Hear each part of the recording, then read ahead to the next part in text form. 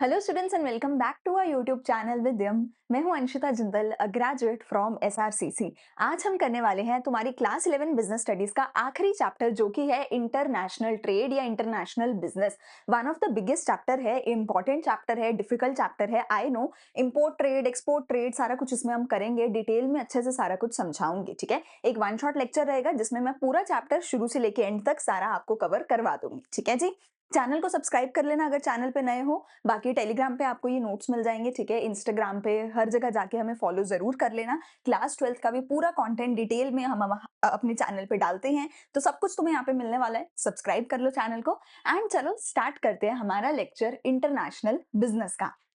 सबसे पहले international business का मतलब क्या है, देखो जब भी मैं पढ़ूंगी मेरे साथ साथ तुम डेफिनेशन को रीड करोगे। ठीक है, so international business refers to the manufacturing and trade of goods and services beyond the geographical limits of a country. कहते हैं अपने देश के बाहर, अपने देश से बाहर अगर मैं सामान को प्रोड्यूस करूं, सामान को खरीदूं, बेचूं, उसका ट्रेड करूं अपने देश से बाहर, तो फिर उस चीज को मैं इंटरनेशनल बिजनेस बोलूंगी। इसके अंदर मिनिमम ऑफ टू कंट्रीज का इन्वॉल्वमेंट होना चाहिए कि सामान बनाया एक देश में गया, बेचा दूसरे देश में गया, या तुमने खरीदा एक देश से, बेचा दूसरे देश में। ठीक है, मिनिमम दो कंट्रीज का इसके अंदर इन्वॉल्वमेंट होना चाहिए, तभी इंटरनेशनल बिजनेस बोला जाएगा।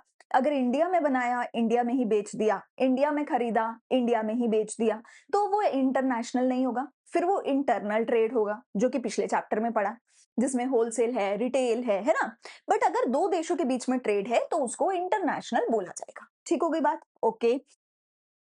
आगे, the basic reason of international business is that the countries can not produce equally well और cheaply all that they need because of unequal distribution of natural resources and differences in productivity levels। हर एक देश की किसी एक चीज में surplus रहती है और बाकी चीजों में डेफिसिट रहती है।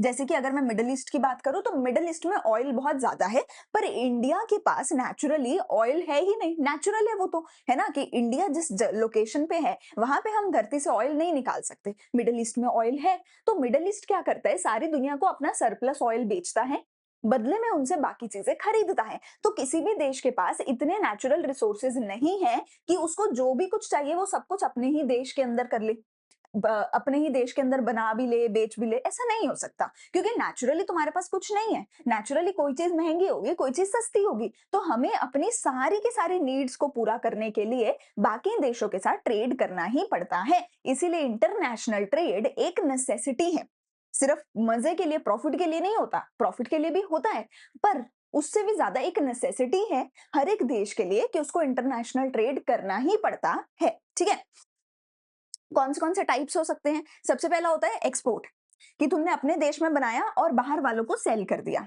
ठीक है, दूसरा होता है इंपोर्ट, कि तुम्हारे देश में जो सामान नहीं था वो तुमने बाहर से परचेज कर लिया। फिर आता है एंटरपोर्ट, एंटरपोर्ट होता है री एक्सपोर्ट करना। ठीक है, इंपोर्ट किया कोई सामान लेकिन वो तुमने यूज नहीं किया, उसको कहीं और एक्सपोर्ट कर दिया। मान लो हमने यूएसए से कोई चीज खरीदी, तो यूएसए से वो चीज हमने खरीद के हम इंडिया में लेकर आए, पर हमने इंडिया में भी वो चीज नहीं बेची। हम इंडियंस हैं, ठीक है, हम इंडियंस ने यूएसए से कोई चीज खरीदी और फिर उसको आगे जापान के पास जाके सेल कर दिया। तो इंडिया एक तरीके से इंटरमीडिएरी की तरह एक्ट कर रहा था। तो इसीलिए जो इंडिया है उसके लिए ये क्या है, एक एंटरपोर्ट या फिर री एक्सपोर्ट वाली ट्रेड की कैटेगरी है। ठीक है, तीन तरीके के हो सकते हैं।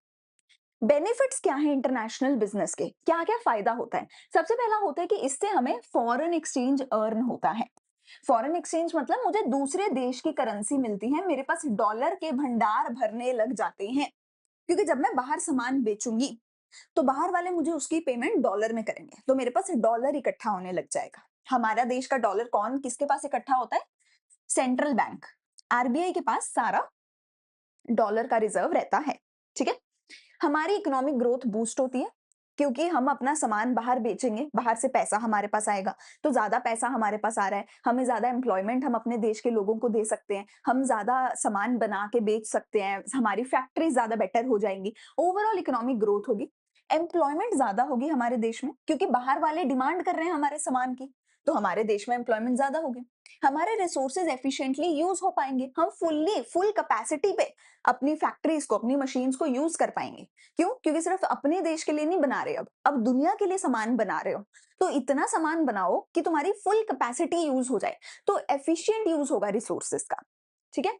और स्टैंडर्ड ऑफ लिविंग इंक्रीज होगा, क्योंकि जब तुम डॉलर में पेमेंट ले रहे हो, इतना मोटा पैसा तुम्हारे पास आ रहा है, तो obviously standard of living increase होगा। सेकेंडली सेकेंडली अगर तुम्हारे देश में अच्छा सामान नहीं है, तुम बाहर से अच्छा सामान इंपोर्ट करवा रहे हो, तो भी तुम्हारा स्टैंडर्ड ऑफ लिविंग इंक्रीज होगा। जैसे हम इंडिया में बैठ के यूएस में बने हुए आईफोन्स खरीद रहे हैं, तो हमारा स्टैंडर्ड ऑफ लिविंग बढ़ रहा है ना? ठीक है ना?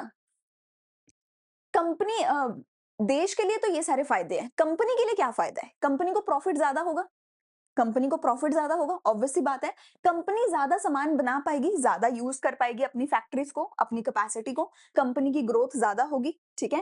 मोर स्ट्रैटेजिक होगी कंपनी, बेटर स्ट्रैटेजीज बना पाएगी, बेटर विजन अपना बना पाएगी। ठीक है। एंड अगर तुम्हारे डोमेस्टिकली ज्यादा कंपटीशन है, अगर तुम्हें लगता है कि जो सामान तुम बना रहे हो वो इंडिया में तो बिक नहीं सकता, क्योंकि इंडिया में तो बहुत कंपटीशन है, पर दुबई में बेचा जा सकता है क्योंकि दुबई में कंपटीशन ही नहीं है। सो डोमेस्टिक कंपटीशन से लड़ने की जगह तुम जाके सामान दुबई में बेचो, तो तुम वहां जाके अपनी मार्केट बनाओ। ठीक है ना? सो कंपनी के लिए भी फायदा है और कंट्री के लिए भी फायदा है। ठीक है। ठीक है। अच्छा, अब देखते हैं हमारे main topics, export procedure and import procedure. सबसे पहले बात करते हैं एक्सपोर्ट प्रोसीजर की। ठीक है। एक्सपोर्ट का मतलब क्या है कि हमने अपने देश में सामान बनाया और उसको जाके फॉरेनर्स को, बाहर वालों को बेचा, उसको बोला जाता है एक्सपोर्ट। ठीक है। It means sending the goods and services from one country, our home country, to the foreign country. ठीक है। हम इंडिया में अगर सामान बना के दुनिया के किसी भी कोने में लेकर जा रहे हैं, किसी भी कोने में, ठीक है ना, यूएस, चाइना, जापान, रशिया, किसी को भी अगर हम अपनी गुड्स एंड सर्विसेज बेच रहे हैं इंडिया में बना के, तो उसको एक्सपोर्ट बोला जाएगा। ठीक है। उसको एक्सपोर्ट बोला जाएगा। ठीक है। जैसे कि हमारे जो आईआईटी के इंजीनियर्स वगैरह होते हैं, तो इंजीनियर आजकल सारे क्या कर रहे हैं, इंडिया में बैठ के वर्क फ्रॉम होम करते हैं और अपनी आईटी सर्विसेज यूएस की कंपनीज को देते हैं, तो वो सर्विस का एक्सपोर्ट कर रहे हैं। मैं कोई सामान बना के बाहर बेचूं तो मैं गुड्स का एक्सपोर्ट करूंगी। ठीक है ना? लेकिन एक्सपोर्ट करा कैसे जाता है, एक्सपोर्ट का प्रोसीजर क्या होता है? अगर मुझे कोई भी गुड्स बना के बाहर बेचनी है, तो उसके लिए, एक्सपोर्ट के लिए मेरा क्या प्रोसीजर रहेगा, ये मुझे समझना है। ठीक है।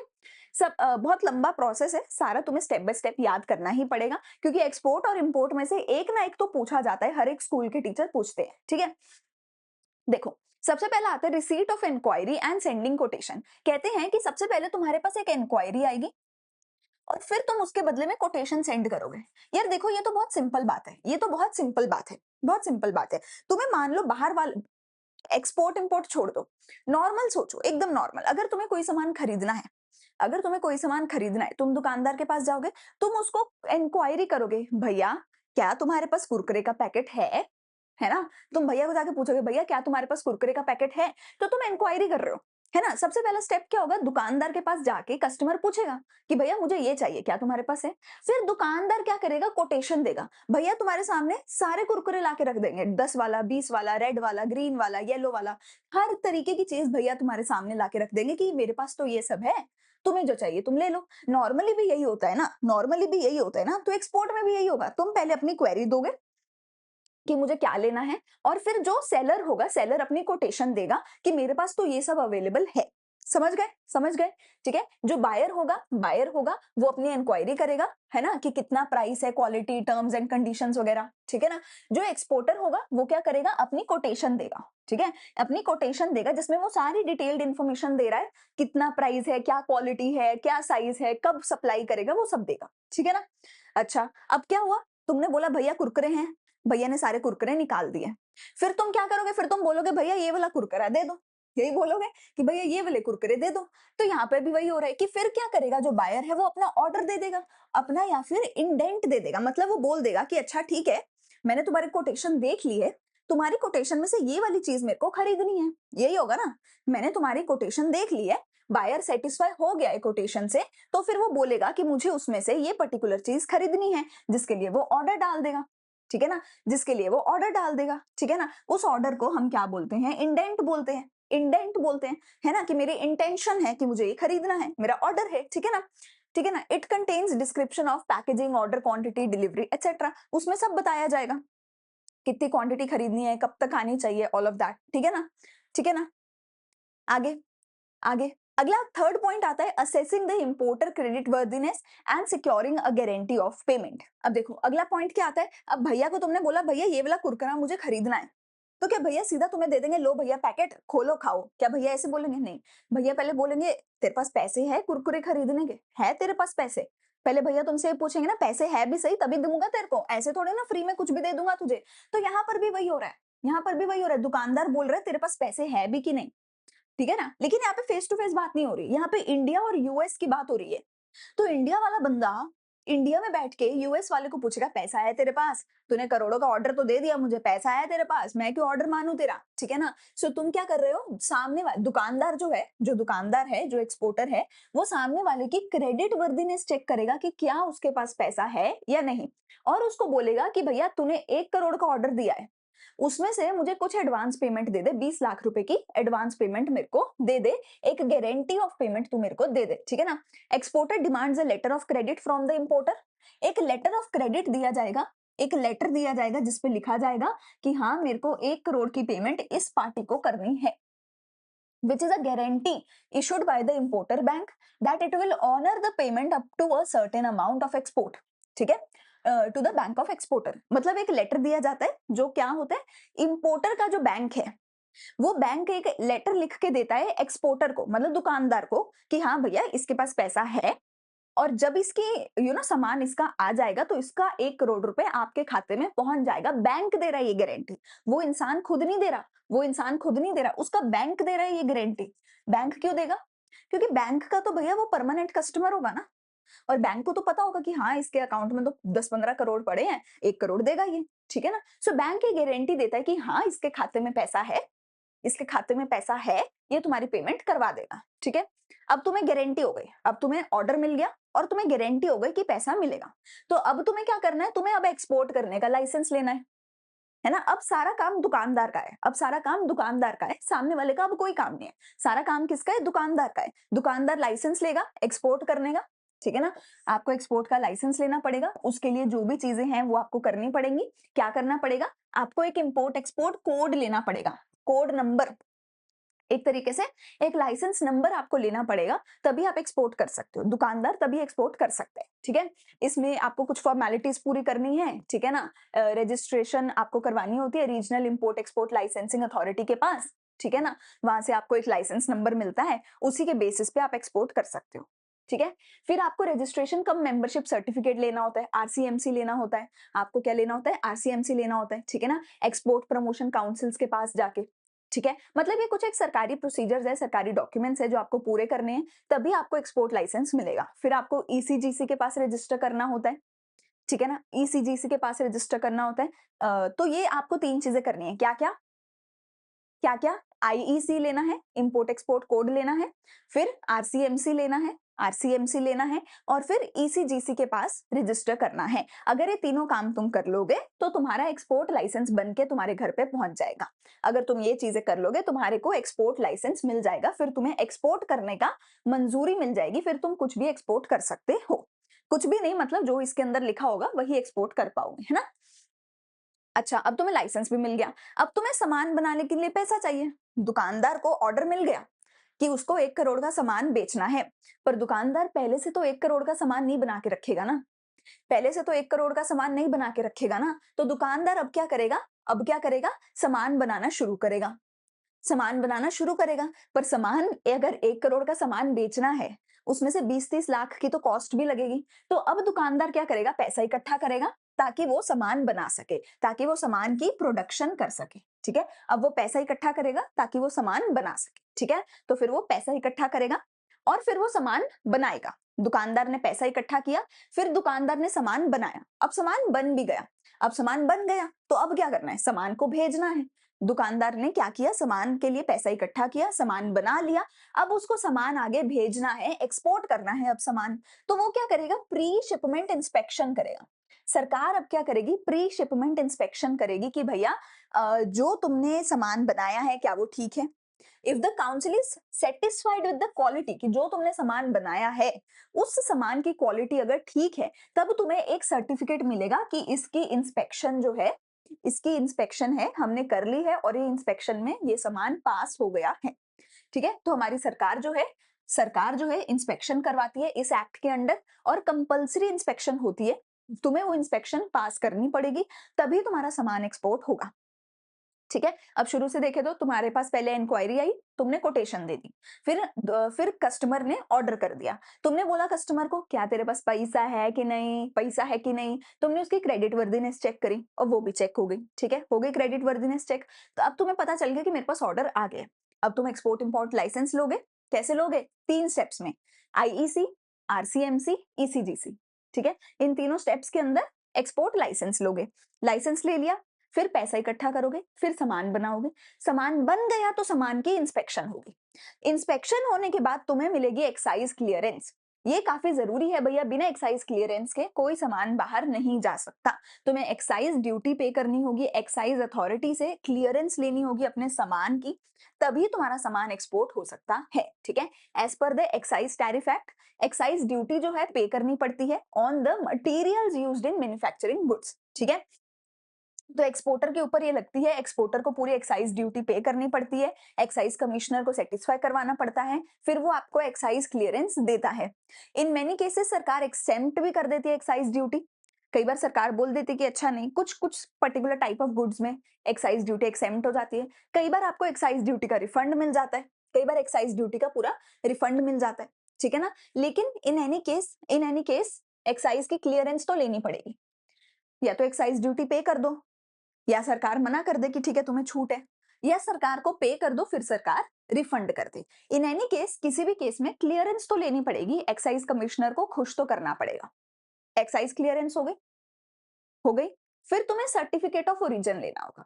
सर्टिफिकेट ऑफ ओरिजिन क्या होता है?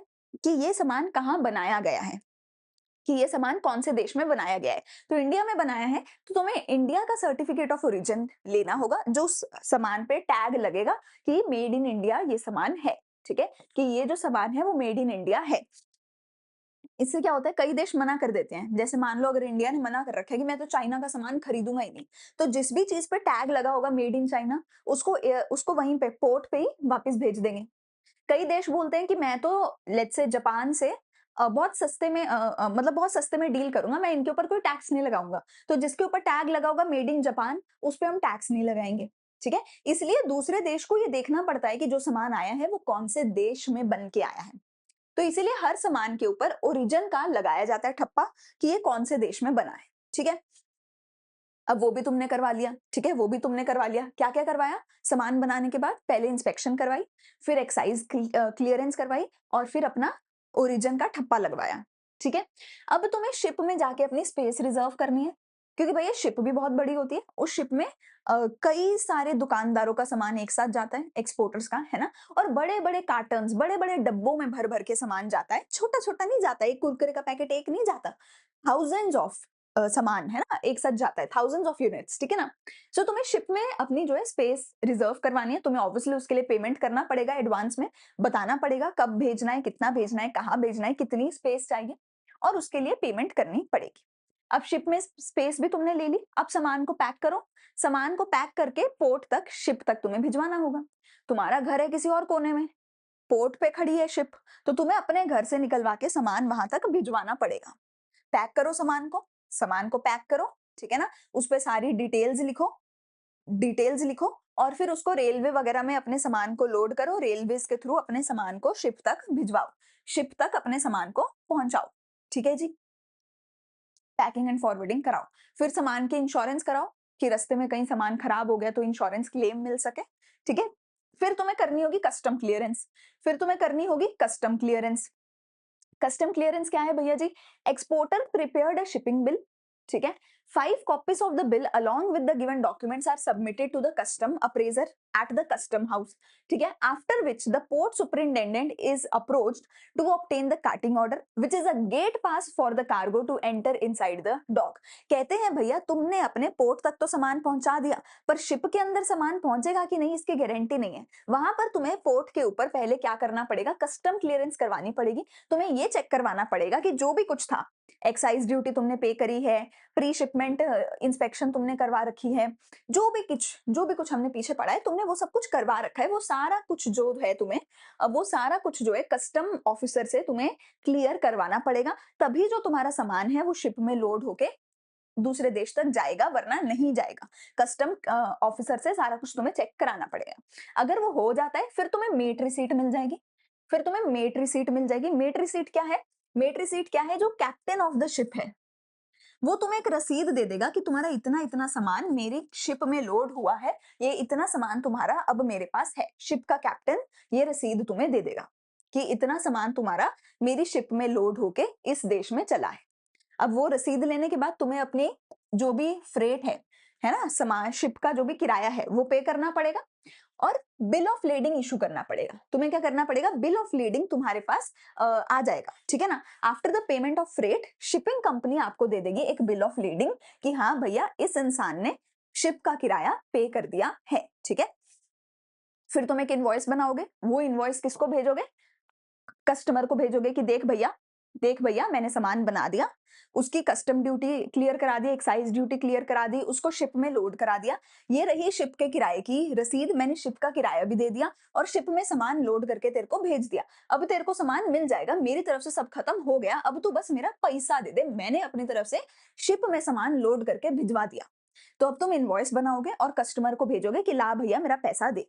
कस्टमर के पास जब सामान पहुंचेगा, कस्टमर सामान को देखेगा, उसको ठीक लगेगा, तो वो तुम्हारा पैसा दे देगा। तुम्हें अपनी पेमेंट को सिक्योर करवा लेना है कि भैया हाँ, सामान पहुंच गया, मुझे मेरी पेमेंट दे दो, तो मैं तुम्हारी पेमेंट मिल जाएगी। ये है पूरे का पूरा एक्सपोर्ट प्रोसीजर, ठीक है? क्या देखा हमने इसमें? क्या-क्या किया हमने? पहले हमारे पास इंक्वायरी आई, हमने कोटेशन भेजी। फिर कोटेशन जब एक्सेप्ट हो गई तो हमारे पास ऑर्डर आ गया। जब ऑर्डर आया तो हमने बोला पैसा है क्या तेरे पास? क्रेडिट वर्दीनेस चेक करेंगे हम सामने वाले कस्टमर की, ठीक है ना? अगर वो सही है, पैसा देने लायक है, तो हमने लाइसेंस लिया। 3 स्टेप्स थे लाइसेंस लेने के, वो सारे पूरे किए, लाइसेंस लिया, ठीक है? पैसा इकट्ठा किया, सामान बनाया। पैसा इकट्ठा किया, सामान बनाया, सामान की इंस्पेक्शन कराई, सामान की एक्साइज क्लियरेंस कराई, ओरिजिन का सर्टिफिकेट लिया, उसके लिए शिप में सामान के लिए जगह बनवाई, फिर पैक करके शिप तक सामान भिजवाया। सामान का इंश्योरेंस कराया, कस्टम क्लियरेंस कराया, शिप में सामान रखवाने के लिए मेट रिसीट ली और शिप का भाड़ा भर के उसकी बिल ऑफ लेडिंग ले लिया कि हाँ, शिप में हमारा सामान पहुंच चुका है, ठीक है? फिर इनवॉइस बना के कस्टमर को भेजा और उससे पेमेंट ले लिया। ये हो गया मेरा पूरे का पूरा एक्सपोर्ट प्रोसीजर। अगर एक्सपोर्ट प्रोसीजर को पहले तुम याद कर लेते हो, तो इंपोर्ट को याद करना काफी आसान हो जाएगा, क्योंकि इसका सिमिलर ही है। यहाँ पर तुम दुकानदार वाली साइड पे हो कि तुम दुकानदार हो, तुम सामान भेज रहे हो, तुम एक्सपोर्ट कर रहे हो, तो यहाँ पर तुम उस साइड पे हो कि सामान बनाकर तुम भेज रहे हो। वहां पर तुम दूसरी साइड पे हो, इंपोर्ट में दूसरी साइड पे हो। इंपोर्ट में अब तुम कस्टमर हो, अब तुम्हारे पास सामान पहुंचेगा, ये शिप के थ्रू सामान तुम्हारे पास पहुंचेगा और तुम्हें उस सामान की पेमेंट करनी होगी, ठीक है ना? तो वो थोड़ा-सा बस इसकी ऑपोजिट साइड वाला होगा। इसमें भी पहले इंक्वायरी आई, इंपोर्टर में तुम इंक्वायरी भेजोगे, इसमें ऑर्डर आया, उसमें तुम ऑर्डर भेजोगे, ठीक है ना? तो अगर पहले एक्सपोर्ट प्रोसीजर याद कर लिया, समझ लिया, रट लिया, तो इंपोर्ट फिर बहुत ईज़ी हो जाता है, ओके? इंपोर्ट प्रोसीजर देखें तो सबसे पहले तुमने इंक्वायरी डाली कि भैया मेरे को ये सामान चाहिए, मुझे ये सामान भिजवा दिया जाए, ठीक है ना? तो तुमने पहले इंपोर्टर ने क्या किया, इंक्वायरी डाली और ट्रेड इंक्वायरी में सब कुछ लिखा जाएगा, जो भी कुछ तुम्हें चाहिए, बहुत बड़ी सारी चीजें हैं, सारा कुछ तुम ट्रेड इंक्वायरी के अंदर अपना लिख करके भेजोगे। फिर इंपोर्ट का लाइसेंस ले लोगे, क्योंकि जैसे एक्सपोर्ट का लाइसेंस चाहिए, वैसे इंपोर्ट का लाइसेंस भी चाहिए। तो तुम अपने देश से, जिस भी देश में तुम इंपोर्ट करवा रहे हो, उस देश की सरकार से इंपोर्ट करने का लाइसेंस ले लोगे, ठीक है?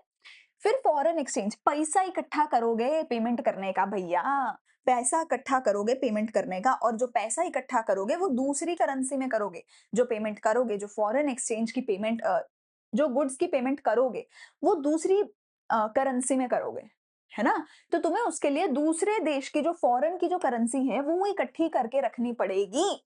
पहले से सैंक्शन करवानी पड़ेगी कि इतना पैसा चाहिए और किस करेंसी का चाहिए, वो पहले से सैंक्शन करवा के रखो, ठीक है?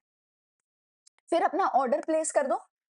उसमें क्या था, ऑर्डर आया था एक्सपोर्टर के पास, इंपोर्टर जो है अपना ऑर्डर प्लेस करेगा, जिसमें डिटेल में सारा कुछ इत्मीनान से लिखकर भेजेगा कि मुझे क्या-क्या, कितना-कितना, कैसे चाहिए।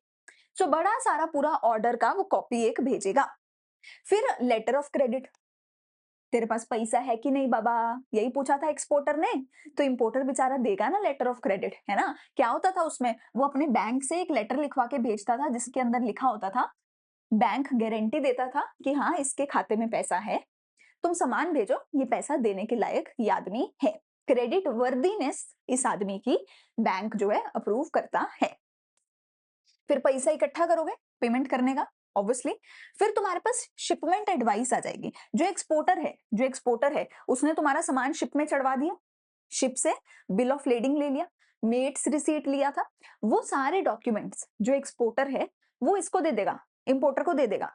क्यों? क्योंकि सामान उधर से चढ़ तो गया, पर उतरवाएगा शिप से इंपोर्टर ही ना, तो इंपोर्टर के पास डॉक्यूमेंट होना चाहिए ना कि भैया ये देखो, ये डॉक्यूमेंट है मेरे पास कि ये मेरा सामान तुम्हारी शिप में इंडिया से चढ़ा था, अब मेरे को यहाँ से उतारना है। तो वो सारे डॉक्यूमेंट एक्सपोर्टर जो है वो इंपोर्टर को दे देगा, ठीक है? फिर इंपोर्टर क्या करेगा, उन सभी डॉक्यूमेंट्स के बदले में, अब इंपोर्टर को डॉक्यूमेंट्स तो मिल गए, डॉक्यूमेंट्स तो इंपोर्टर को मिल गए, फ्री में थोड़ी नहीं मिलेंगे। तो इंपोर्टर को डॉक्यूमेंट मिल गए सारे कि हाँ मेरा सामान शिप में चढ़ गया, शिप की सारी रसीद मिल गई, बिल ऑफ लेडिंग ये वो मिल गया। इंपोर्टर उन सारे डॉक्यूमेंट्स के बदले में क्या करेगा, उन सारे बदले में क्या करेगा, पेमेंट करेगा एक्सपोर्टर को कि ठीक है भैया मेरे को भरोसा हो गया, तूने मेरा सामान शिप में चढ़ा दिया, अब मैं तेरे को तेरी पेमेंट कर देता हूँ, ठीक है? तो पेमेंट करी जाएगी। पेमेंट के बाद फिर सामान पहुंचेगा, तो सामान को चेक कर लो भैया शिप में, ठीक है ना? ऑफिसर जो है आपको बता देगा कि हाँ तुम्हारा सामान आ गया है, और फिर तुम अपने सामान की कस्टम क्लियरेंस करवाओगे। जैसे उधर से शिप में चढ़ाते वक्त कस्टम क्लियरेंस हुई थी, तुम्हें शिप से उतारते वक्त भी सामान की कस्टम क्लियरेंस करवानी पड़ती है, तभी तुम्हारा सामान शिप में उतरेगा, शिप से उतरेगा और तुम्हारे देश की धरती पे पहुंचेगा। वरना कस्टम क्लियरेंस के बिना शिप से सामान उतरता नहीं है। तो कस्टम क्लियरेंस कराओगे, अपने सामान को कस्टम से, पोर्ट से छुड़वाओगे, अपने गोडाउन में लेकर के जाओगे, ठीक है? बस ये मेरा सारे का सारा क्या हो गया, इंपोर्ट प्रोसीजर। एक्सपोर्ट में क्या था, सामान भेजा था। इंपोर्ट में क्या था, पैसा इकट्ठा किया, डॉक्यूमेंट आए, वो पैसा पे कर दिया एक्सपोर्टर को, और सामान अपना कस्टम क्लियर करवा के शिप से उतरवा लिया। सामान का जो करना है तुम्हें कर लो, ठीक है? ये पूरे का पूरा मेरा हो गया एक्सपोर्ट प्रोसीजर, इंपोर्ट प्रोसीजर। अब एक बार देख लेते हैं क्विक ग्लांस कि क्या क्या डॉक्यूमेंट्स की हमें जरूरत थी इस पूरे एक्सपोर्ट एंड इंपोर्ट प्रोसीजर के अंदर। हमने देखे तो हैं ही सारे, एक बार जल्दी से रीड कर लेते हैं। सबसे पहला मेरे पास आता है इंडेंट। तो जब तुम ऑर्डर प्लेस कर रहे थे स्टार्टिंग में, तो उस ऑर्डर की जो कॉपी जो तुमने भेजी है उसको क्या बोला है, इंडेंट। इंटेंशन है मेरा, ये सामान ऑर्डर किया है मैंने, ये सामान खरीदूंगा मैं, ठीक है? लेटर ऑफ क्रेडिट जो इंपोर्टर का बैंक देता है एक्सपोर्टर को कि हाँ इसके खाते में पैसा है, ये तुम्हें क्रेडिट वर्दी है पैसा देने का।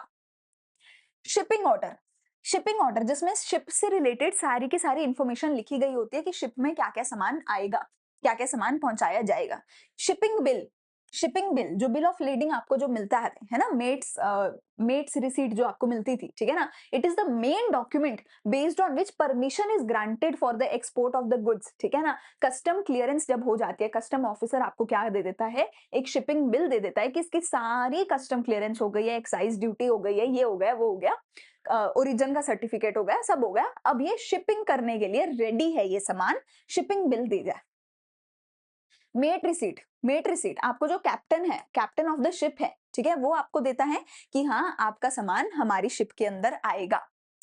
सर्टिफिकेट ऑफ ओरिजिन ये वो वाला ठप्पा था कि किस देश में ये सामान बनाया गया है। Bill of lading document of title जो शिप कंपनी है। अब देखो, तुमने अपना करोड़ों का सामान एक शिप कंपनी को दे दिया कि जाओ इसको दूसरे देश लेकर जाओ, अगर वो शिप कंपनी तुम्हारा सामान लेके भाग जाए तो, है ना? तो इसलिए जो शिप कंपनी है, जो शिपिंग कंपनी है, वो आपको क्या देती है, एक डॉक्यूमेंट देती है साइन करके कि हाँ तुम्हारा ये करोड़ों का सामान हमारी शिप में पड़ा है, ठीक है ना? तो कंपनी कल को तुम्हारा सामान लेके भाग भी गई तो तुम्हारे पास ये डॉक्यूमेंट है, प्रूफ है कि तुमने अपना सामान शिपिंग कंपनी को दिया था, ठीक है? ठीक है, चलो यहाँ पर डॉक्यूमेंट्स होते हैं खत्म। बस एक छोटा सा टॉपिक है 5 मिनट का, WTO वर्ल्ड ट्रेड ऑर्गेनाइजेशन के बारे में, फिर ये चैप्टर समाप्त हो जाएगा। ठीक है, वर्ल्ड ट्रेड ऑर्गेनाइजेशन मेरी क्या होती है? देखो बेटा, हम अगर अपने घर के आसपास भी किसी दुकानदार से कुछ लेने जाते हैं, हमारे तो कई बार उसी में लड़ाई झगड़ा हो जाता है। हमारे घर के आसपास से ही हमारे साथ आजकल फ्रॉड होने लग गए हैं। छोटे छोटे पैसे भी अगर हम लेके जाते हैं, कई बार पैसा चोरी हो गया, सामान चोरी हो गया, फ्रॉड हो गया, होता है। यहाँ पर तो तुम कह रहे हो कि करोड़ों का पैसा, करोड़ों का सामान एक देश से दूसरे देश में जाएगा, तो यहाँ पर फ्रॉड के चांसेस कितने ज्यादा हैं अलग अलग स्टेप्स पे, चोरी होने के, टूटने फूटने के, सामान को खराब होने के, फ्रॉड के, है ना, सामने वाली पार्टी के गलत होने के कितने चांसेस हैं, राइट। अच्छा, एक देश दूसरे देश को दबा सकता है, दूसरे देश का अननेसेसरी एडवांटेज ले सकता है। एक अमीर देश एक गरीब देश को खरीद के, मतलब पूरा उसको एकदम खराब कर सकता है देश को, उसके ऊपर राज कर सकता है, जैसे इंडिया में आई थी हमारी, है ना, ईस्ट इंडिया कंपनी। तो बहुत सारी प्रॉब्लम्स हो सकती हैं जब दो देश आपस में ट्रेड करेंगे, तो यानी कि जब भी वर्ल्ड ट्रेड होगा तो मल्टीपल प्रॉब्लम्स हो सकती हैं। उन सभी प्रॉब्लम्स को उनका सोल्यूशन लाने के लिए हम लाए वर्ल्ड ट्रेड ऑर्गेनाइजेशन। दुनिया भर के देश साथ मिलकर आए, उन्होंने बोला यार देखो, इंपोर्ट एक्सपोर्ट करने में, वर्ल्ड ट्रेड करने में फायदा तो सबका ही है, किसी एक देश का नहीं, सबका फायदा है वर्ल्ड ट्रेड करने में। ठीक है ना, अगर हम शांति से कर लें, सही ढंग से कर लें, रूल्स रेगुलेशंस के साथ कर लें, तो हम सबका ही फायदा होगा, पूरी दुनिया का फायदा होगा, पूरी इंसान ह्यूमन जाति का पूरा सबका फायदा होगा। तो एक काम करते हैं, रूल्स बेस्ड आज से हम ट्रेड करेंगे, जिसके अंदर कोई भी देश दूसरे देश को दबा नहीं पाएगा, फ्रॉड नहीं कर पाएगा, गलत नहीं कर पाएगा, सबकी इक्वालिटी होगी, सब लोग सेम तरीके से ट्रेड करेंगे, सबका फायदा होगा, किसी का नुकसान नहीं होगा। सो हम पहले क्या लेकर आए थे? हम पहले लेकर आए थे GATT, general agreement on trade and tariffs. ठीक है, जो कि कब आया था? 48 में आया था। लेकिन उसके बाद 1995 में हमने इसी का नाम बदल के, GATT का ही नाम बदल के क्या कर दिया? वर्ल्ड ट्रेड ऑर्गेनाइजेशन कर दिया। वर्ल्ड ट्रेड ऑर्गेनाइजेशन कर दिया। ठीक है, ये एक परमानेंट इंस्टीट्यूशन है, परमानेंट बॉडी है, जिसका ये काम है कि दुनिया भर का जो मल्टीलेटरल ट्रेड है, कि मतलब बहुत सारे देशों के बीच में जो ट्रेड है उसमें सही रिलेशन बना के रखना, सही तरीके से ट्रेड करवाना, इसका काम है वर्ल्ड ट्रेड ऑर्गेनाइजेशन का। इसका जो हेडक्वार्टर है वो है स्विट्जरलैंड में, जिनेवा में। ये इसका लोगो है, आप देख सकते हैं। ठीक है जी, इसको क्या करना है? ये एग्रीमेंट जो है वो लिबरलाइज करवाना चाहता है। लिबरलाइज मतलब फ्री करवाना चाहता है इंटरनेशनल ट्रेड को। कहते हैं हमें कोई टैक्सेस नहीं लगाने, हमें हाई टैक्सेस नहीं लगाने एक दूसरे पे, कि इंडिया यूएस पे लगा दे, यूएस इंडिया पे लगा दे, यूएस चाइना पे लगा दे टैक्सेस। हमें ज्यादा टैक्सेस नहीं लगाने, हमें ज्यादा रिस्ट्रिक्शंस नहीं लगाने ट्रेड पे। जितना फ्री होगा सारा कुछ, कम रिस्ट्रिक्शन होगा, कम टैक्स होगा, उतना ज्यादा ट्रेड होगा। और जितना ज्यादा ट्रेड होगा उतना ज्यादा फायदा होगा पूरी दुनिया का, किसी एक देश का नहीं, पूरी दुनिया का फायदा होगा। अगर ट्रेड ज्यादा होगा, अच्छे से होगा, तो पूरी दुनिया का फायदा होगा। और यही WTO के मेन ऑब्जेक्टिव्स भी हैं। क्या है मेन ऑब्जेक्टिव्स? कि हमें कम से कम टैक्सेस लगाने हैं, कम से कम बैरियर्स, रिस्ट्रिक्शंस लगाने हैं, ज्यादा से ज्यादा फ्री ट्रेड करवाना है पूरी दुनिया के हर एक देश के बीच। इससे सारी दुनिया का फायदा होगा, इससे हायर प्रोडक्शन होगी, ज्यादा ट्रेड होगा। ठीक है, हमें सही ऑप्टिमल यूज करना है रिसोर्सेज का, सस्टेनेबल डेवलपमेंट करनी है, पोल्यूशन वगैरह नहीं करना है, एनवायरमेंटल फ्रेंडली डेवलपमेंट करनी है, ये ऑब्जेक्टिव है WTO का। और हमें एक integrated, more viable and durable trading system बनाना है। एक ऐसा ट्रेडिंग सिस्टम बनाना है जिसमें सारे देश इंटीग्रेटेड हैं, सभी देशों का फायदा हो रहा है, और जो कि बहुत ज्यादा ड्यूरेबल है, लॉन्ग टर्म तक चलने वाला सिस्टम है। एक ऐसा सिस्टम बनाना है वर्ल्ड ट्रेड का। ये ऑब्जेक्टिव्स है हमारे WTO के। ठीक है, यहाँ पे हमारा चैप्टर होता है समाप्त। तुम्हें जल्दी से कमेंट सेक्शन में डन लिखना है कि तुमने पूरा लेक्चर खत्म किया है। आई am really proud of you अगर तुमने पूरा लेक्चर एंड तक सुना है। पूरी बिजनेस स्टडीज यहाँ पर मेरी खत्म होती है, अगर तुमने मेरे साथ सारी की सारी एंड तक खत्म करी है, so I am really really proud of you. You should be proud of yourself कि तुमने इतनी पढ़ाई करी है। ठीक है? जाने से पहले चैनल को सब्सक्राइब करना है क्योंकि 11th का तो अकाउंट्स है, इको है, स्टैटिस्टिक्स है, बिज़नेस है। 12th का भी डिटेल में सारा कुछ है। मतलब 11th से डबल कंटेंट हम 12th का डालते हैं। सो 12th में भी आपका पूरा फ़ायदा होने वाला है, ठीक है? तो सब्सक्राइब करना है, दोस्तों के साथ शेयर करना है। टेलीग्राम, व्हाट्सएप, इंस्टाग्राम हर जगह फॉलो करना बिकॉज़ हम नोट्स भी देते हैं, एमसीक्यूज़ भी देते हैं, फन भी है, सब कुछ है। तो हर जगह हमें फॉलो ज़रूर करना है, ठीक है? हर जगह फॉलो कर लेना एंड कमेंट सेक्शन में ज़रूर बताना लेक्चर कैसा लगा? कोई डाउट है तो पूछ सकते हो। मैं मिलूँगी अगले लेक्चर में, अच्छे से पढ़ाई करते रहो। I am really proud of everyone जो अच्छे से पढ़ाई कर रहा है, ठीक है? Thank you so much for watching. Bye bye.